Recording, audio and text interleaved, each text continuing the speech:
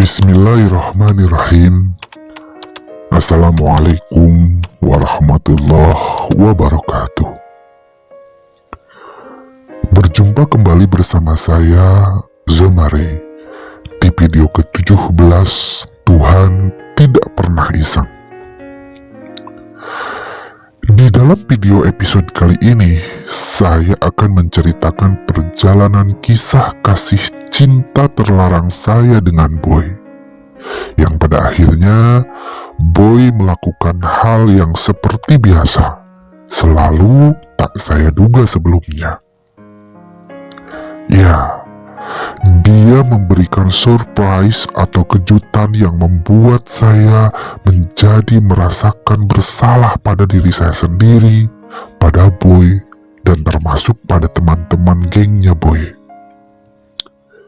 Dan akhirnya, sampai pada saat saya begitu membenci Tuhan oleh kondisi ini. Surprise apakah yang akan Boy berikan? Lalu apa yang membuat saya merasa bersalah pada mereka? Dan mengapa saya menjadi begitu membenci Tuhan? Sobat-sobat semua, simak kisahnya sampai tuntas ya. Pada saat itu, setelah saya dan Boy resmi menjadi pasangan kekasih sejenis yang terikrar pada bulan Mei seperti diceritakan di video sebelumnya. Akhirnya, bulan Mei pun terlewat dengan berbagai perjalanan keromantisan saya dan Boy jika kami sedang berdua. Tapi ketika sedang rame-rame, kami bersikap layaknya teman biasa. Dan penghujung Mei pun datang. Akhir sekolah sudah hampir menjelang. Ebtanas pun akan diadakan pada bulan Juni kala itu. Menjelang waktu Ebtanas datang, saya dan Boy sepakat untuk refreshing sejenak di hari Sabtu dan Minggu, agar otak lebih segar untuk menghadapi ujian kelulusan nanti. Dan Boy merayu saya agar bisa ikut piknik ke pantai bersama gengnya. Boy bilang semua biaya dia yang tanggung.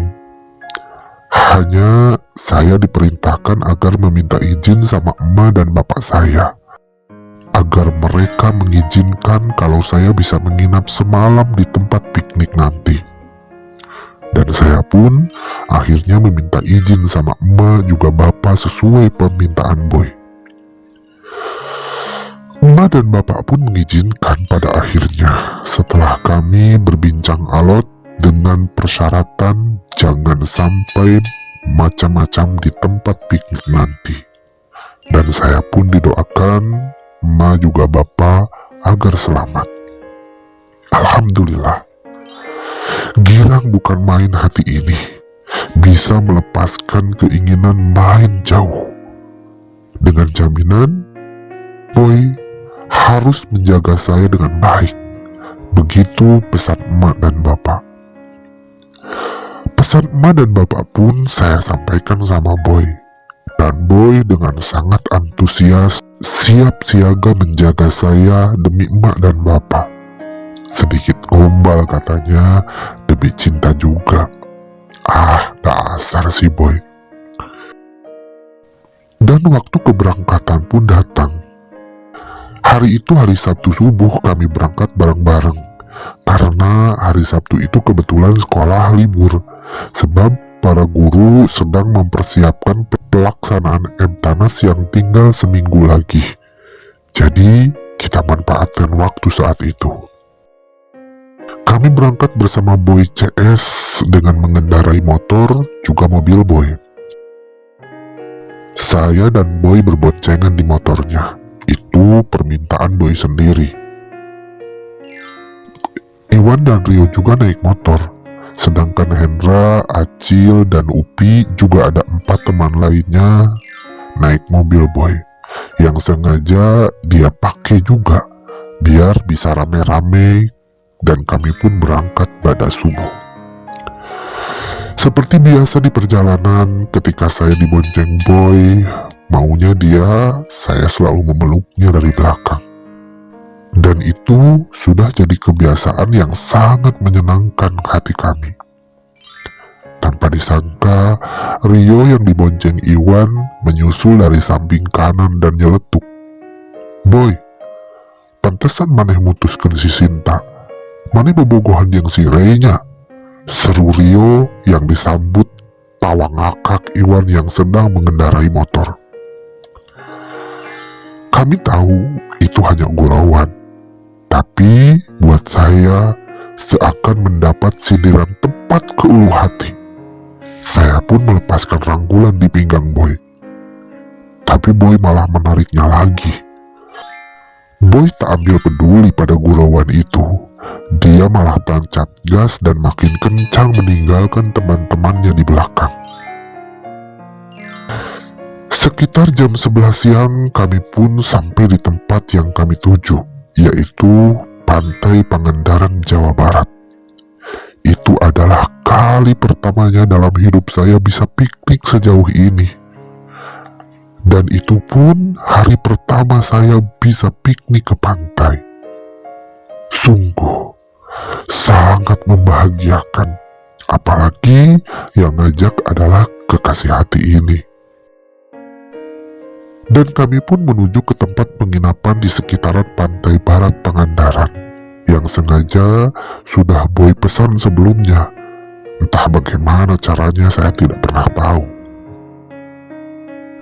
Boy pun langsung membawa kami semua ke sebuah penginapan seperti hotel kecil yang banyak kamar-kamarnya dan memesan 3 kamar sekaligus. "Yo, Wan, Hendra, jeung Acil, oge Upi, maraneh sakamar di dieu nya, ajakan si Roy jeung anu lain-lainna. Sok mesen sakamar deui. Si Ray jeung saya di kamar sabelah di dieu nya," ujar Boy setelah sampai di penginapan. "Ah, dasar maneh mah hayang ngeunah wae. Maknya urang salapan urang ari maneh duaan," kata Iwan protes karena mungkin merasa akan terasa sempit satu kamar untuk bersembilan. Geus, kumaha urang weh? Urang mesen kamarna badag. Cukup dak jak maraneh." Boy menimpali sambil ngajak saya ke kamar yang akan kami tempati berdua. "Oke lah Boy, lamun kitu mah teu jadi masalah. Maneh anu mayar ieu," kata Iwan sambil nyengir. Setelah kami memasuki kamar masing-masing, saya sedikit protes sama Boy. "Boy, nah urang berduaan. Pan meureun bisa bebarengan jeung si Iwan jeung nu lain-lainna. Urang asa teu enak hate ye mun kieu carana," kataku memulai pembicaraan.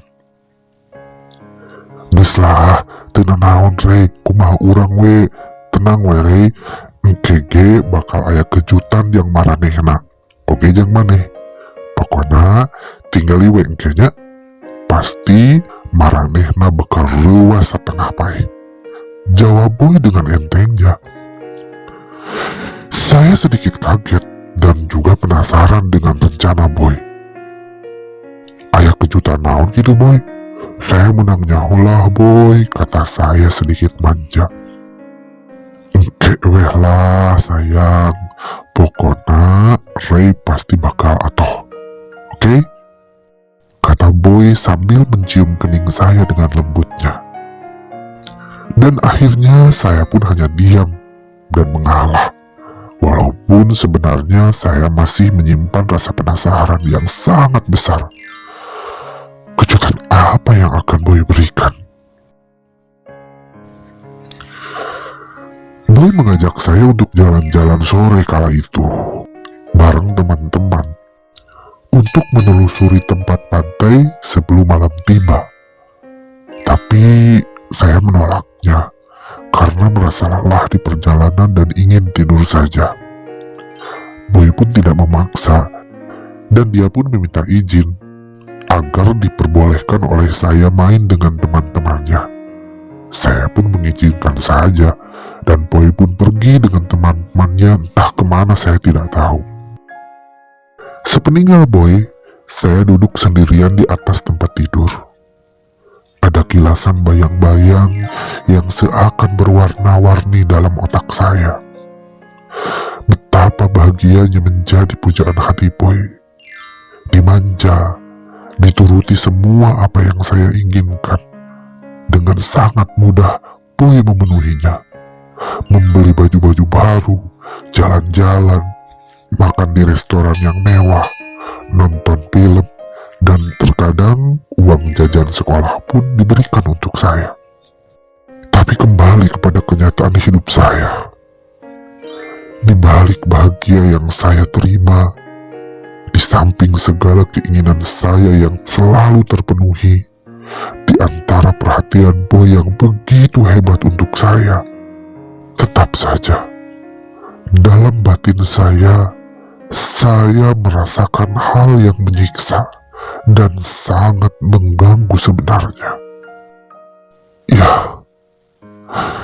saya ingat akan kodrat diri ini sesadar-sadarnya. Saya bukan wanita, dan tidak mungkin rasanya jika saya nanti sampai menikah dengan sesama pria. Apalagi saya berpikir mana mungkin saya bisa memberikan keturunan.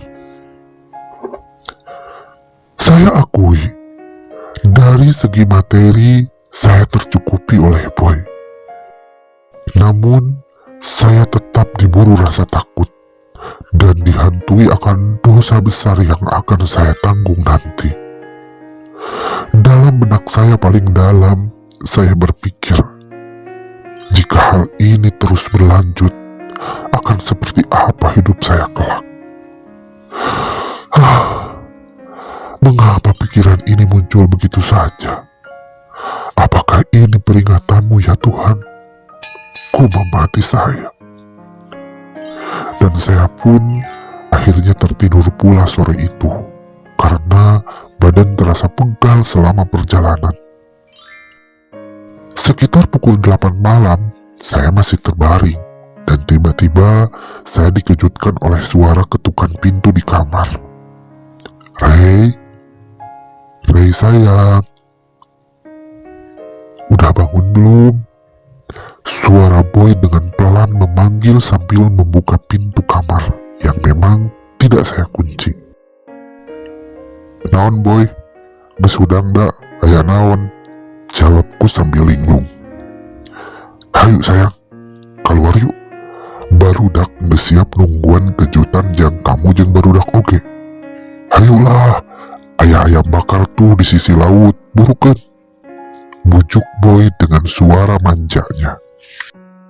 Saya pun mengikuti ajakan Boy. Saya berjalan ke arah pantai di mana teman-teman sudah ada di sana, sedang asik ngobrol sambil menyalakan api unggun yang membara di gelapnya pantai. Dihiasi deburan ombak yang tak henti-henti menerpa bibir pantai. Langit malam itu sangat cerah. Meski tak bertaburan bintang, namun sinar rembulan jelas menambah sedikit cahaya di temaramnya kegelapan. Awan putih yang berarak disertai birunya langit mampu menembus pekatnya malam. Hingga kami yang berkumpul di bagian sudut pantai barat Pangandaran tetap bisa menikmati panorama alam di pantai malam hari itu tanpa takut gelap. Apalagi ada api unggun yang sengaja dibuat untuk bakar ayam dan ikan, sekaligus menghangatkan badan dari terpaan angin pantai. Duh iya, pengantin anyar, aya naon ye, ngumpulkeun urang-urang di dieu, mendingan sehari lah di dieu mah tiris, celoteh Iwan sambil memeluk tubuhnya sendiri saat saya dan Boy sudah sampai di sana. Dia mengusap-ngusap tangan ke arah pundaknya seperti orang kedinginan. Keheula sakudeng lah, urang aya kejutan jang maraneh kabeh.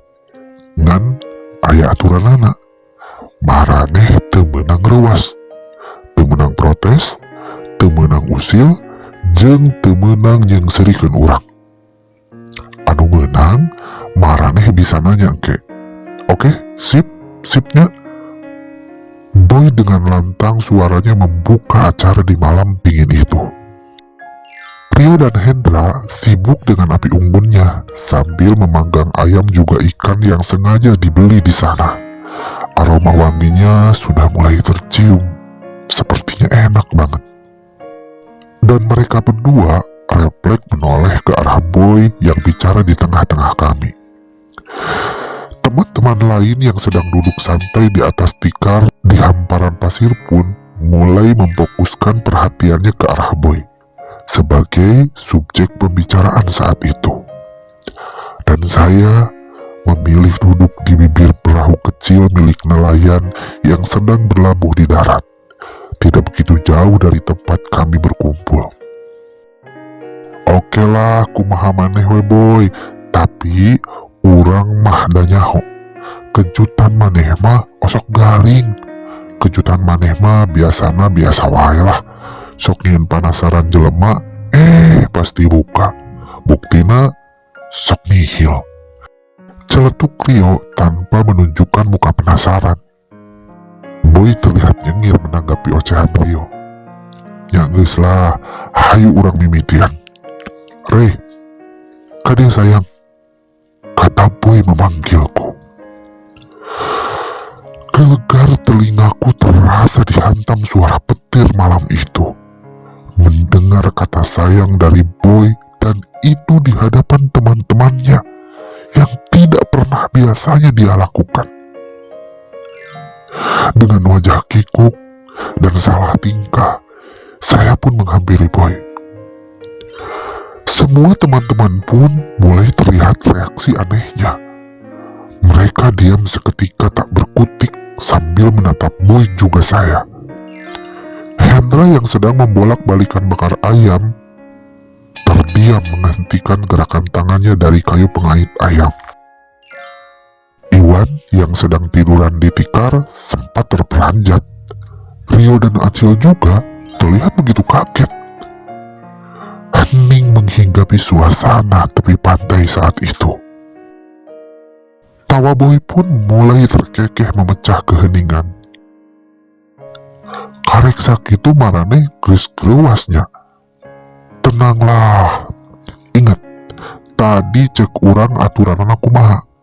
Maraneh teu meunang reuas, jeung teu meunang protes. Siap teu ieu? Boy kembali menegaskan kepada teman-temannya.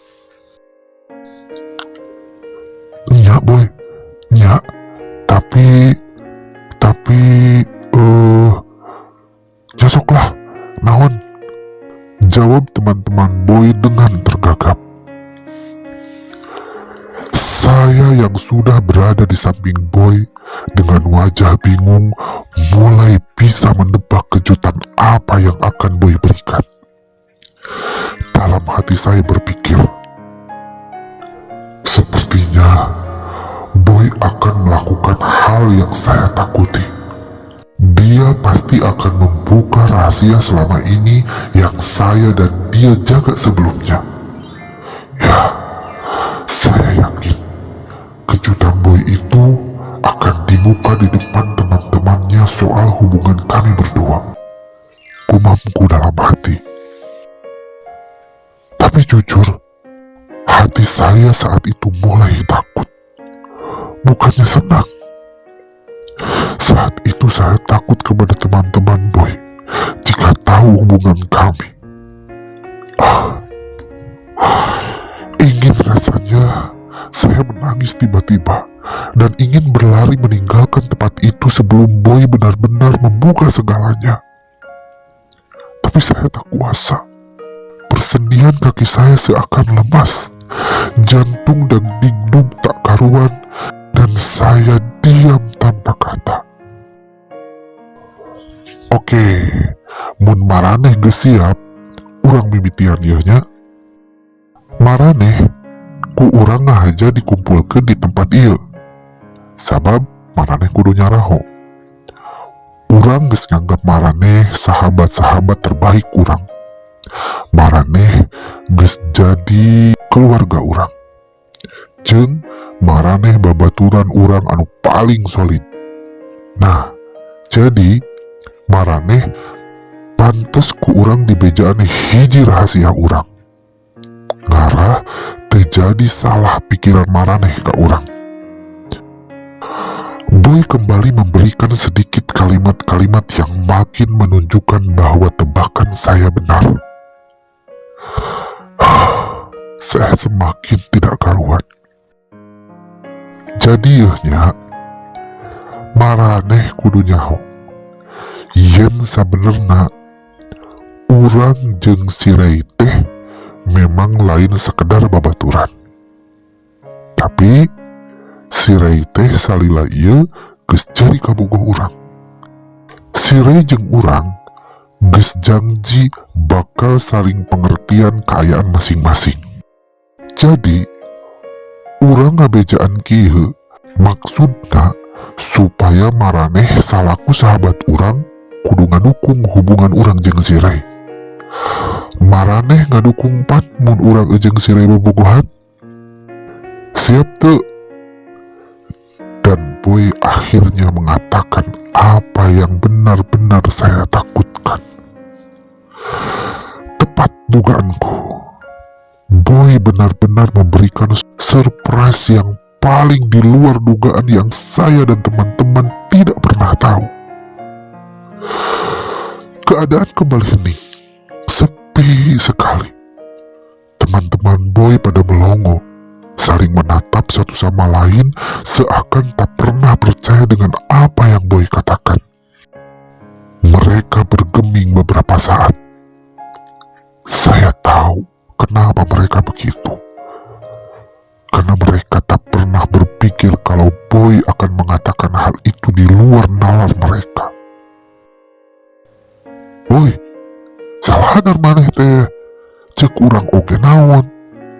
Maraneh ulah lalewas. Nah maraneh nyebut barengong gitu. Sadar Boy, sadar. Seru Boy memecah kebuntuan dan keheningan yang terjadi. Dan yang di luar dugaan lagi, Boy tak segan menarik saya lebih dekat ke tubuhnya. Lalu dia memeluk saya dari belakang dan mengecup pipi saya. Gusti Allah. Saat itu benar-benar sungguh menjadi kejadian yang teramat gila. Antara bahagia dan rasa takut bergumul begitu hebat dalam benak saya, yang cuma bisa memandang Boy tak berkutik sedikit pun. Tah, eta kejutan yang maraneh keren kan? Pokoknya urang minta maraneh kabeh kudu ngadukung urang. Boy kembali menambahkan permintaannya. Teman-teman Boy yang masih saling menatap mulai bereaksi. Kela Boy, tapi kan nah maneh pejeng si Rey. Berarti maneh ngomong gitu mah. Suara Rio lantang memulai dengan protesnya. Terserah naon pamikiran maraneh. Nu pasti urang geus nangtukeun kaputusan ieu. Urang ngan ukur menta maraneh salaku sahabat urang ngadukung kabehanana. Teu aya deui tujuan supaya maraneh teu curiga deui ka urang jeung si Rey. Tandas Boy dengan begitu yakinnya. Iwan, Hendra, dan Upi akhirnya duduk di depan Boy dan mulai angkat bicara. Tapi Boy, maneh pan boga kaboga awewe, si Sinta. Maknya maneh jeung si Rey? Kan si Rey malah laki, tanya Hendra. Hendra, kan urang geus ngomong tadi ka maraneh oge. Maraneh teu meunang protes. Jadi, naon wae kaputusan urang, maraneh kudu satuju. Kan eta hak urang. Tapi mun maraneh teu satuju, teu naon.